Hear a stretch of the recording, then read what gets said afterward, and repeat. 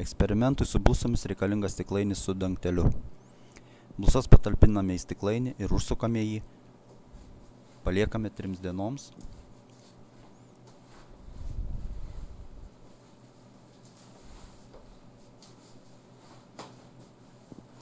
Ir po to atidarome indą.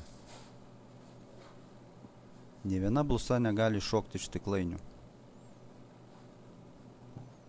Ir jos jau niekada negalės iššokti aukščiau ribos nustatytos dangteliu.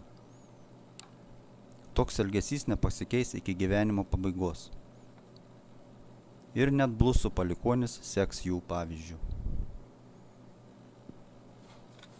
Išeikite iš rato ir gyvenkite nevaržydami savęs įsivaizduojamu dangteliu.